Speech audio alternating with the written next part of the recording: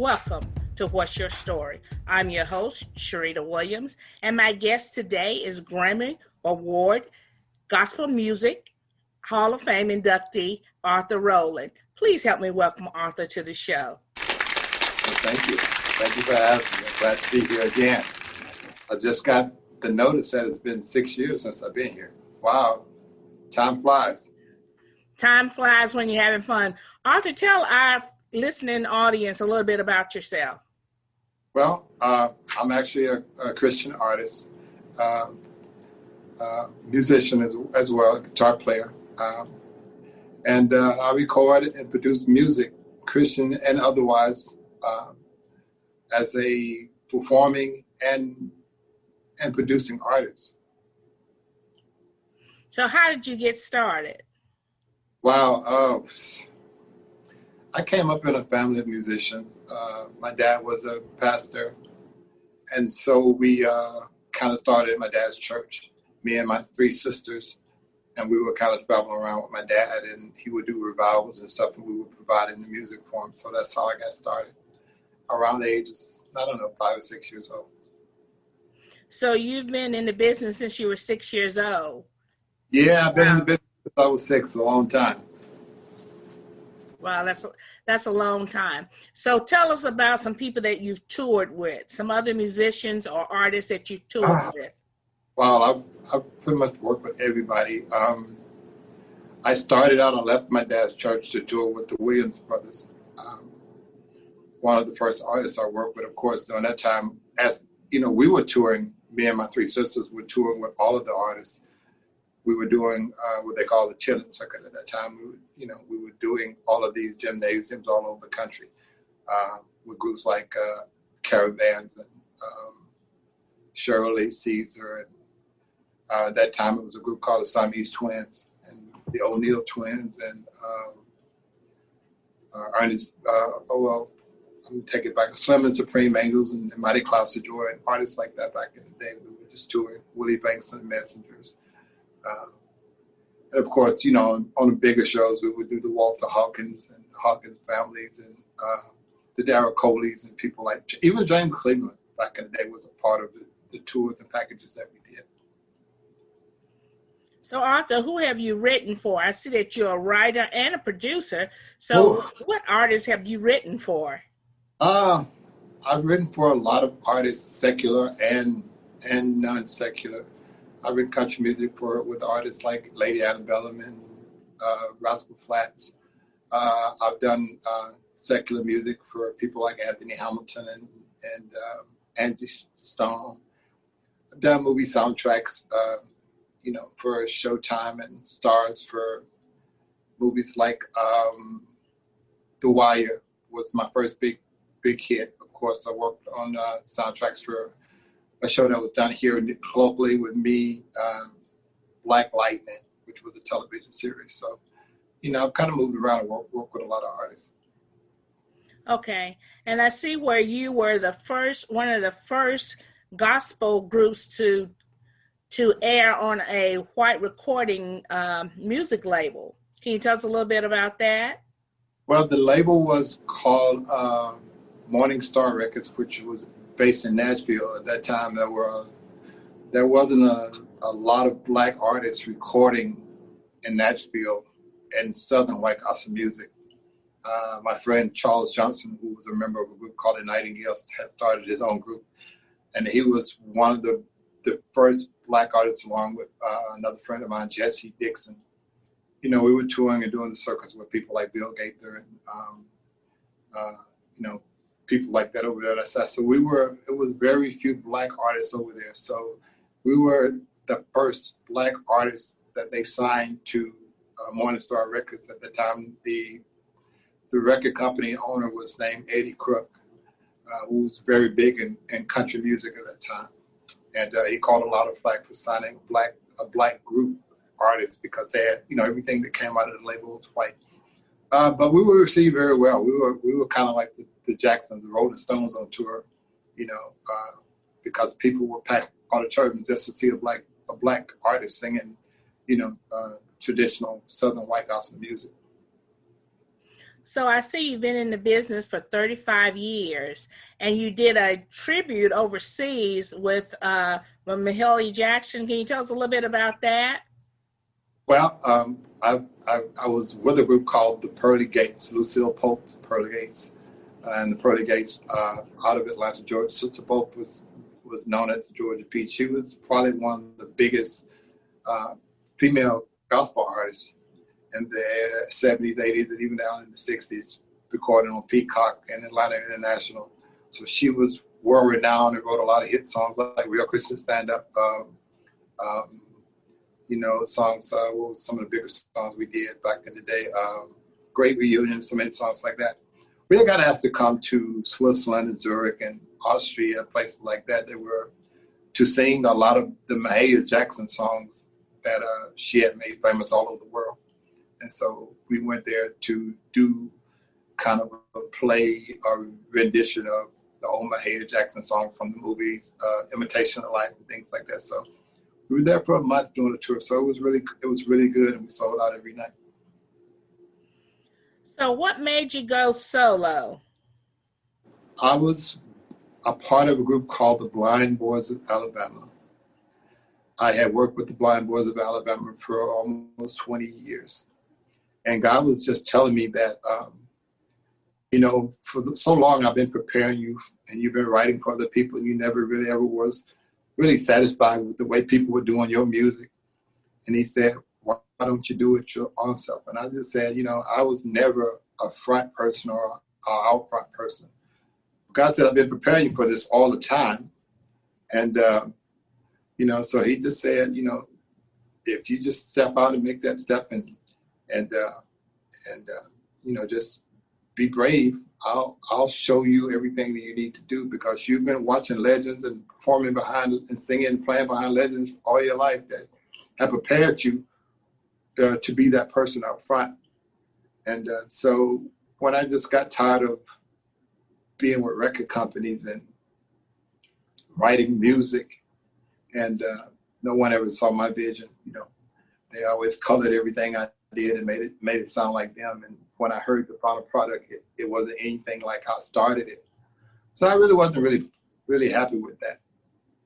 And so to make a long story short, I was listening to one of my favorite artists, Prince, and he was talking about the business and how, the business had made artists slave to the music. And I had a huge record deal with Atlantic Records at the time. So I walked away from the record deal. And they said, what are you doing? You're never going to do anything, without us. And I said, well, that was a challenge to me. God was just saying it's time to leave. Because, and I say this to all artists that are listening, if you're going to do music and you're not able to keep your message and your ministry pure and uncolored, and be true to who you are, then you don't need a record company, because if a record company can't see your vision, then they can't do you any good. And so my record companies were huge and they could do a lot for me, but they didn't see my vision. They started to color my music, and I didn't recognize my music after a while. So it was just handwriting on the wall that it was time for me to move. So is that when you became solo? Yeah. So did you write and produce your own music at that time, or did you have another songwriter? It was funny because I had put a group together to go and do Southern gospel music. I wasn't even the front man. I had another front man, and I had wrote the whole project out to pitch to a record company. And when I pitched the record, I was doing all the vocals and everything on the record. And if I got the deal for the group at the time, I was going to go back in the studio and, we would do everything, because it was just a demo. And of course, on a demo, you just kind of pitch songs. And I went to my studio and I just recorded all the songs. And the record company, Mr. Eddie Crook at that time, called me and said, we really love the songs. We love the music. And I was like, okay, yeah, we really want to talk about a deal. But we want to talk about a deal with the person that's leading these songs. And I was like, we love that voice. And I was like, I just did the songs. as for the demo, I wasn't trying to be. I have released thing. No, we only interested in talking to this guy. And it's funny that I wrote this album demo for someone else that was part of the group, and I ended up just release. They wanted to release it just like it was with my vocals on and everything. And that album went on to be probably the biggest selling album I've had. So it's proven fact. So when you're obedient and listen to God's word, he'll open up the doors for you. And that's what happened with you, right? Amen. And you never know which way it's coming, because it never comes on an orthodox way. You think that if you do this and you do that, then this comes. And I was going in a whole nother direction, not even looking. I'm looking for it to come down the road and it fell out of the sky. Or I'm looking for it to fall out of the sky and it comes from across the field. So, it never comes in the way that we expect it to come. No, it doesn't come the way we think. So can you tell us about what's new and what's going on right now with Arthur Roland? Well, Arthur Roland's kind of put on a couple of different hats right now. I'm kind of in an administrative business role. Of course, I'm working with the founder of the PG Network, which is part of XOD, Experience Live, Experience on Demand, which is a streaming service. I think it's it's the largest, and if I'm not mistaken, the only Black-owned streaming network in the country. And we have a couple of channels on the network.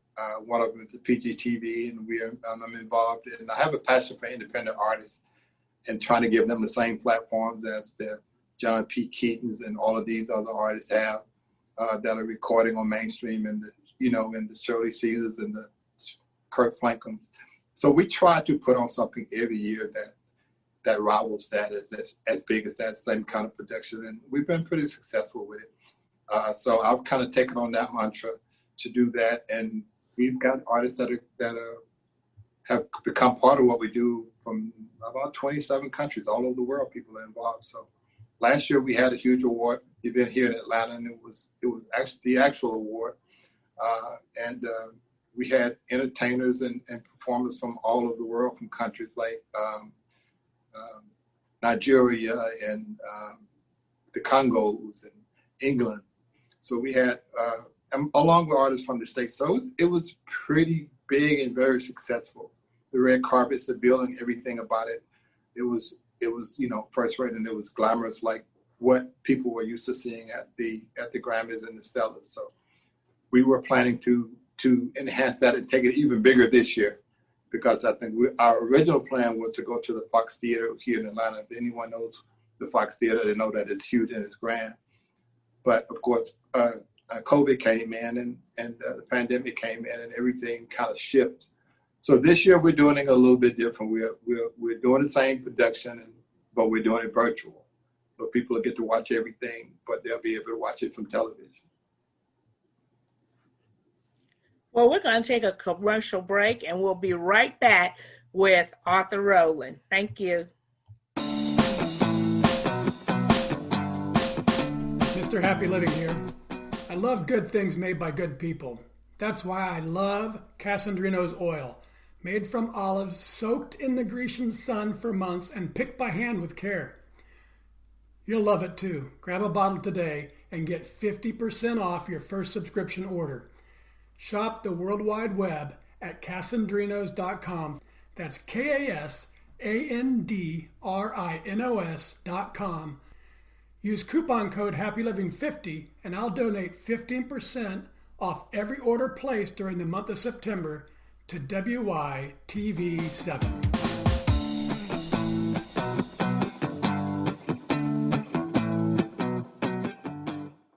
And welcome back to What's Your Story? I'm your host, Sharita Williams, and today my guest is Arthur Roland. Arthur is a gospel music producer, songwriter, and he's here today talking to us about his story. And if you have a story and would like to be a part of our show, you can contact me at SharitaWilliams154@gmail.com, or you can go to WYTV7.org and contact us there.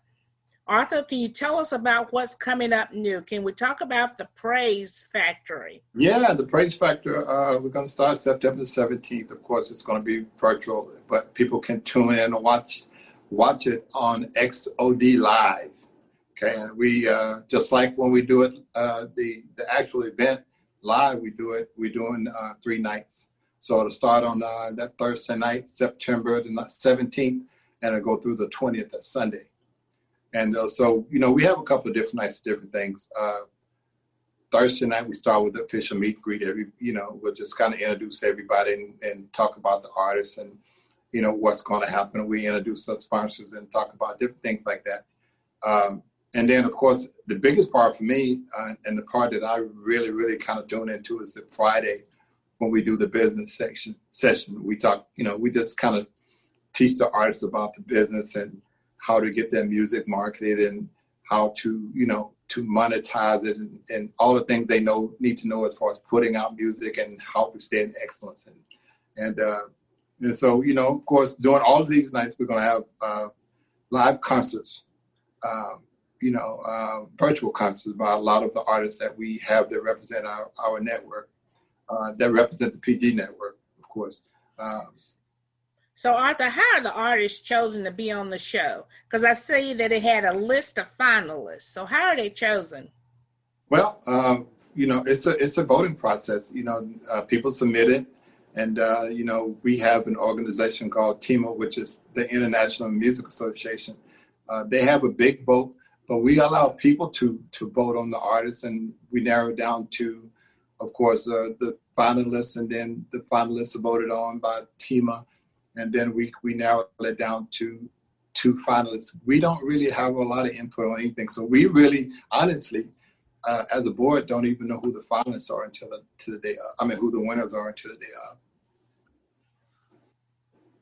Arthur, where can the fans and our audience go to vote for the artists? Well, the voting and everything is done. We're at the final stage now. We're getting ready to do the awards. So we pretty much narrowed it down to the final 2 nominees. And of course, we'll be announcing the winner on this Saturday. I think that's the 19th of September. And everything that we're doing, all of the shows and all of the events that we're talking about, they are going to be televised. I think starting on Thursday, we start at like 6 p.m. And, that's televised. You'll be able to see that part. And then we'll come back on Friday and we'll start at like, when I was talking about the business session, we'll start at like 9 in the morning. And that'll be on air all day. Be able to watch, all of the sessions and the panels and questions from artists and things, because it's going to be a wealth of information. And we're going to have a lot of movers and shakers in the industry to just talk about, to answer questions that the artists have about how to do different things with their music. And that'll go on until probably like 10 o'clock that night. So you'll be able to watch that. And by the way, Thursday, Friday, and Sunday, when we do the international awards, where we have artists from other countries represented on Sunday, all of those are going to be free to watch. The only one that they will have to, to actually pay per view to watch will be the actual award show, which will be a Saturday. And so everything else is free. So you can get your tickets at xodlive.com and just get ready, because it's going to be amazing. We've got a lot of surprise guests, a lot of names that will blow your mind that's going to be appearing on our award show. And everyone that came and watched our award show last year know that it was, it was stellar. It was first rate. So the Praise Factor Award is in its 13th season. How did it begin? Well, it was the idea of our founder, Dr. Teresa Jordan, affectionately known as Dr. T. She had a heart for independent artists, and I think she was kind of flustered and frustrated with the way the industry was treating artists that had a heart for Christ and trying to do the right things, and how they were getting shunned. So she wanted to put together something to give them a platform for people to see them. And that's how it all got started. It started out, I think, she was telling me it started out as kind of like a American Idol kind of situation, where they would have artists on it. It started out as kind of one of those things and kind of morphed into what it is now. Well, it's been pretty successful because I see where y'all had at least 70 million people who have voted on the fans. So Yeah. when the artists are, I mean, that's a lot. So when the artists are selected and the people cast their ballots, so do you announce that on the show that season or the following season? No, we announce it. We announce it on Saturday night at the actual awards. Who the winners are, and of course they'll get to come on because the two finalists all know who the two finalists are. They just don't know who's going to win. So they'll both be preparing because we're virtual versus being there. Everybody's preparing an acceptance speech, because they don't know who's going to win. So whoever the winner is, we'll actually play the acceptance speech live. So will you be performing on the show? Well, I'm glad you asked that. And that was kind of a surprise. I'm going to do something. I think I'm performing, if I'm not mistaken. I'm doing like an impromptu jam session, just me and guitar. I think I'm doing it Saturday on the main show.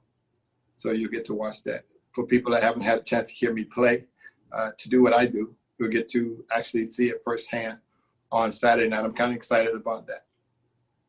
So in the mornings when y'all are doing like the instructional tutorials with the artists, is that when you're going to be shooting or? We're gonna be airing that. Yes, we'll be streaming live with that. It's going to be really interesting. One of the people that we bring in is my friend Babby Mason. She has a big thing out at her farm every year where she brings artists out and kind of does the same thing. So we kind of combining a lot of things and working together this year. So our heart is for instructing and teaching new artists in the business about the pitfalls and not to make the mistakes and how to get to the level they're trying to get to, charting their music and keeping up with their music and all the things they do with their music, as far as, because I always say everybody wants to be famous. And in this business, if you're just trying to be famous, you're not going to do very well. But you can do the right things as far as to make sure that all the bases are covered. If you're going to put your music out there and people are going to buy it, you want to make sure that you can track it and keep up with it and make sure that the residuals are coming to you and not someone else. And that's very important because we see so many artists that are broke or lose their royalties. So that's very important. And I know a lot of them. And I know a lot of them, and it's sad to me because I know some very big artists that are legends in the business that don't even have the rights to their music. And it's sad to say that record companies, huge record companies, are selling catalogs every day, and they're setting up wealth for their kids and their grandkids and their great grandkids through your music and your blood, sweat, and tears and your product, and you're not getting any of it. Because, we were at the time in the 70s and 80s and 90s, we were so excited about just recording and hearing ourselves on radio. We really wasn't covering the bases. You know what I'm saying? We didn't understand the details of how to get our money from the music. We were more concerned with doing shows every night. And that's where we got our money. We were selling out arenas and we were getting paid that way. So, but there was so much left on the table. And the record company said, if you don't ask, then you're not really concerned. So we'll just keep all that for ourselves. And that's where the lion's share, most of everybody's money and wealth was going. Because these are the things that provide residuals for you, your grandkids, your great-grandkids going forward. And so artists left so much money on the table. And this is what we try to teach artists about how to cover those things. Yeah, that's one of the reasons why WYTV7 guard their network, because of that. You have to protect your own. Absolutely. And a lot of people are not educated enough, and that's one of the missions of WYTV7. We educate, we empower, and we encourage. So I want to thank you for coming out and sharing your story with us today. And can you just do a recap and let us know about the Praise Factor? Because I'm excited about that. I'm excited about 13 seasons. So can you just recap and let our audience know? Well, again, if they want to watch it, they can tune into XOD Live. It's a Black-owned network. And if you have a Roku TV or a computer or anything, you can tune in. We start on the 17th of September, and we go through the 20th with our main award show on the 19th.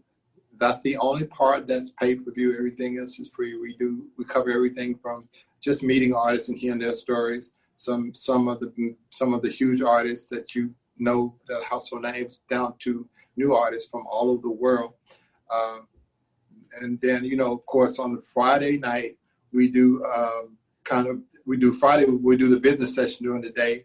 And, we talk about those things. And then, of course, we got a magazine that's part of everything we do called Ordinary People Magazine.